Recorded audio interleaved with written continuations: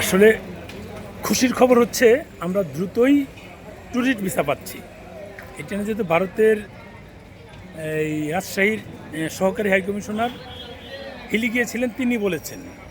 যদিও তার আগে আমার একটা এই রিভিউ দেওয়া ছিল, সেটা ডিফারেন্ট হিসাব। যেহেতু বলেছে সেহেতু আমরা একটা আশা করতে পারি, কিন্তু এই সময়ে আবার এই ভারত তাদের পক্ষ থেকে আমাদের বাংলাদেশে যে ট্রান্সশিপমেন্ট হতো সেটা অফ করে দিয়েছে। নেপাল ভুটানেরটা ঠিক আছে, কিন্তু দিল্লি হয়ে অন্য দেশে যেগুলো যেত সেটার পরিমাণ যদিও কম, দিল্লি হয়ে অন্য দেশে যেত সেটা অফ করে দিয়েছে। এখন এটা অফ করে দেওয়াতে সম্পর্কটা কিন্তু একটু এদিক সেদিক নড়বড় হচ্ছে। এর আগেও সব কিছু গুছানো, এই একটা নতুন কোনো কাহিনী হয়ে সেটা ঝামেলা হতো। কারণ এবারও যদি এরকমই হয় তাহলে আমাদের কপালটাই খারাপ থাকবে। আমি আশা করি, আমি প্রত্যাশা করছি এরকম কিছু হবে না ইনশাল্লাহ। ভারতের যে স্ট্র্যাটেজি যেটা মনে হলো, মানে সব কিছু চলবে, সব কিছু স্বাভাবিক থাকবে, ভিসা বলেন ই বলেন সবই।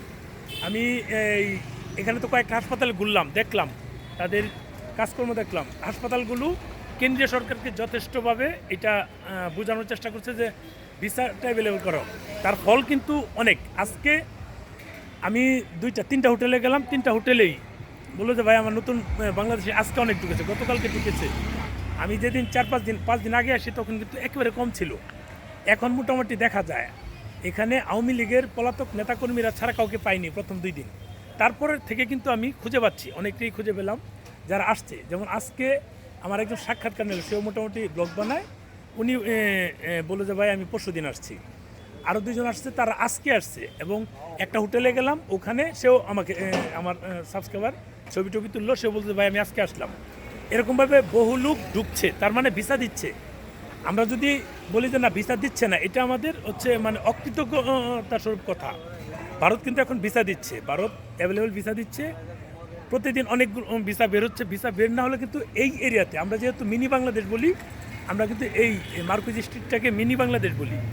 যেহেতু মিনি বাংলাদেশ বলি, এখানে লোকজন অবশ্যই থাকে। মিনি ঢাকা বলি, এখানে লোকজন অবশ্যই থাকে। লোকজন না আসলে তো এটা মিনি ঢাকা বা মিনি বাংলাদেশ বলা হতো না। নিশ্চয়ই লোকজন আসছে যাচ্ছে বলেই বা আসা যাওয়া করে বলে আমরা এটা, শুধু আমরা না, এখানকার স্থানীয় লোক যারা আছে তারাও কিন্তু বলে। এই মিনি বাংলাদেশে যদি বাংলাদেশের সংখ্যা না থাকে তাহলে মিনি বাংলাদেশ তো থাকার কথা না। এখন অল্প অল্প বাড়ছে। আমাকে এক জায়গায় একটা স্ট্রিট ফুড দোকানদারের কথা হলো, বললাম কী অবস্থা, 1 মাস আগের অবস্থা এখন কারো অবস্থা, বললো যে দাদা এই 3-4 দিন যাবত কিছু লোক বেশি দেখছি। বললাম এটা ভালো না খারাপ? বললো না এটা ভালো, লোক বেশি থাকলে আমাদের ব্যবসাপাতি হয়। এখানে যারা থাকে, এখানে লোক বেশি থাকলে ব্যবসাপাতি হয়, এটা কিন্তু আমাদের জন্য খুবই মানে সৌভাগ্যের একটা বিষয়। কারণ আমরা এই কেন্দ্রিক এখানে ব্যবসা করি, আমরা অন্য জায়গায় ব্যবসা অফ করে যাওয়ার সুযোগ নাই।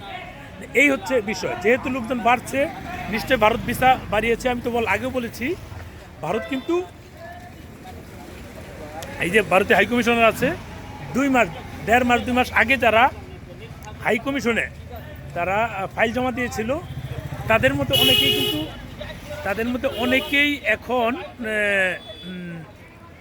কি বলে, তাদেরকে ডাকছে, ফাইল জমা দিতে বলছে এবং ভিসা হচ্ছে। এটা কিন্তু খুব পজিটিভ একটা দিক। 1.5-2 মাস আগের ফাইল ডাক দিয়ে দেখে যাদেরকে মনে হয়েছে, ভারত যাদেরকে মনে করেছে যাদের ভিসা প্রয়োজন, তাদেরকে ডাক দিয়ে ভিসা দিচ্ছে। আমার এরকম পরিচিত অন্তত 40-45 জন হবে সম্প্রতি, আগে তারা জমা দিয়েছে। এটা কিন্তু হয়েছে, এটাই হচ্ছে আমাদের পজিটিভ দিক। আমরা আশা করছি এই ভিসার যে রেশিওটা সেটা বেড়েছে, এটা বাড়বে, কমবে না। এই ব্যবসায়িক ক্ষেত্রে যাই হোক, আমাদের যে ভিসা প্রক্রিয়াটা, রুগী বলি বা অন্যান্য বিষয়গুলি, সেটা যেন স্বাভাবিক থাকে। মানে ডাবল এন্ট্রি মেডিকেল এগুলো যেন স্বাভাবিক থাকে। আর ট্যুরিস্ট ভিসা যেহেতু সহকারী হাইকমিশনার সাহেব বলেছেন, আশা করি এমন কিছু একটা হবে ইনশাল্লাহ।